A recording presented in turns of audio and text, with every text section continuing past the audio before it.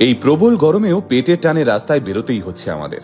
কিন্তু জানলে চমকে যাবেন, প্রতি বছর প্রায় 50 লক্ষ মানুষ প্রাণ হারান হিট স্ট্রোকে।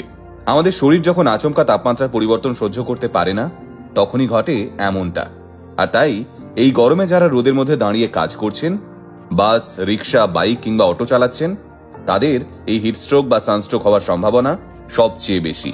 আর একবার যদি কেউ সানস্ট্রোকে আক্রান্ত হয়, তার তৎক্ষণাৎ সঠিক চিকিৎসা না হলেই মৃত্যু কিংবা পঙ্গুত্বের মতো ভয়ঙ্কর পরিণতি হতে পারে। তাই এই গরমে যাদের বাইরে কাজ করতে হয়, বাড়ির সেই সব বাবা, কাকা, দাদা এবং মা বোনেদের জন্য আমাদের বিশেষ নিবেদন, কিভাবে বাঁচবেন সানস্ট্রোকের হাত থেকে। প্রথমেই যেটা বুঝতে হবে সেটা হলো সানস্ট্রোকের লক্ষণগুলো, যাতে আপনি আগাম সতর্ক হয়ে যেতে পারেন। 1. গরমে অনেকক্ষণ কাজ করতে করতে যদি বোঝেন ভিতর থেকে জ্বর আসছে বা শরীরের তাপমাত্রা আচমকা বেড়ে যাচ্ছে, তাহলে সতর্ক হয়ে যান। সঙ্গে সঙ্গে ঠান্ডা কোনো জায়গায় আশ্রয় নিন। 2. যদি দেখেন আচমকা ঘাম হওয়া বন্ধ হয়ে গেছে এবং শরীর ক্রমশ ঝিমিয়ে আসছে, শ্বাস প্রশ্বাস খুব দ্রুত নিচ্ছেন, সঙ্গে সঙ্গে একটা ঠান্ডা জায়গায় গিয়ে 2 মিনিট রেস্ট নিয়ে অনেকটা জল খান। 3.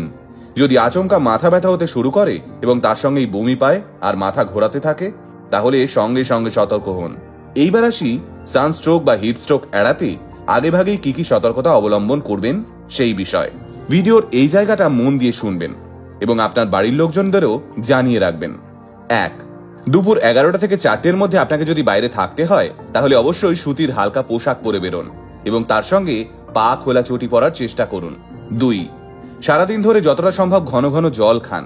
কোনোভাবেই শরীরটাকে শুকিয়ে যেতে দেবেন না। পারলে ঘোল, আখের রস কিংবা ডাবের জল খান। যদি সম্ভব হয় ব্যাগে সবসময় একটা বোতলে ওআরএস গোলা জল কিংবা নুন চিনির জল রাখুন। 3. চড়া রোদ থেকে সরাসরি কনকনে এসির মধ্যে কিংবা কনকনে এসি থেকে সরাসরি চড়া রোদের মধ্যে যাবেন না। এতে শরীর তাপমাত্রা নিয়ন্ত্রণ করার সময় পায় না।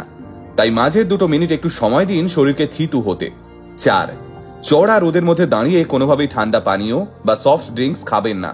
একটু জিরোন, তারপর খান। 5. মদ্যপান করে কিংবা বিয়ার খেয়ে গরমের মধ্যে রাস্তায় না বেরোনোই ভালো। অনেকেই আবার প্রচুর পরিমাণে চা কফি খান। গরমের দিনে রাস্তায় বেরোতে হলে এসব একটু এড়িয়ে যান। 6. আপনি যদি জিম করেন, তাহলে শরীর চর্চা করেই সঙ্গে সঙ্গে রোদে বেরিয়ে পড়বেন না। এতে সানস্ট্রোকের সম্ভাবনা প্রবল বেড়ে যায়। 7. সবসময় সঙ্গে ছাতা, রোদ চশমা আর রুমাল রাখুন। যদি বাইক বা স্কুটি চালান, তাহলে অবশ্যই হাত এবং মুখ ঢাকা দিয়ে রাখুন, কারণ হেলমেটের মধ্যে আমাদের মাথা ঘেমে ঠান্ডা হয়ে যায় আর হাত মুখে রোদ লেগে তাপমাত্রা বেড়ে যায়, ফলে আচমকা সানস্ট্রোকের শিকার হতে পারেন। 8. গরম থেকে বাঁচতে 3-4 বার স্নান করুন, তাতে কোনো অসুবিধে নেই, কিন্তু রোদ থেকে এসেই মাথায় ঠান্ডা জল ঢালবেন না। এতে মাথায় স্ট্রোক হওয়ার সম্ভাবনা সাংঘাতিক বেড়ে যায়। এবার বলি, চোখের সামনে যদি কাউকে হিট স্ট্রোক বা সানস্ট্রোকে আক্রান্ত হতে দেখেন, তাকে কিভাবে বাঁচাবেন। 1. ভুলেও আক্রান্ত ব্যক্তিকে এসি ঘরে কিংবা কোনো ঠান্ডা জায়গায় ঢুকিয়ে দেবেন না। 2. সবচেয়ে ভালো হয় আক্রান্ত ব্যক্তিকে নর্মাল জলে স্নান করালে কিংবা ঘাড়ে, কানের পাশে, হাতের তলায় অথবা বগলে এবং কুঁচকিতে আইস প্যাক ঘষার ব্যবস্থা করুন। হাতের কাছে আইস প্যাক না থাকলে একটা কাপড় ভিজিয়ে শরীরের ওই জায়গাগুলোতে ঘষতে থাকুন। 3. ব্যক্তিটিকে ভালো করে শ্বাস প্রশ্বাস নিতে দেবেন, তাই অযথা আক্রান্ত মানুষটাকে ঘিরে দাঁড়িয়ে থাকবেন না। 4.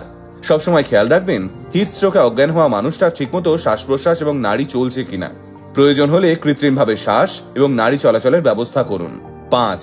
মানুষটা একটু সুস্থ হলে তাকে যতটা সম্ভব নুন চিনির জল অথবা ওআরএস গোলা জল খাওয়ান। 6. যদি দেখেন অবস্থা ভালো নয়, তাহলে অতি অবশ্যই কাছাকাছি হাসপাতালে খবর দিন। এবার সবশেষে 2টো কথা বলার। কাউকে রাস্তাঘাটে অসুস্থ হতে দেখলে এড়িয়ে যাবেন না।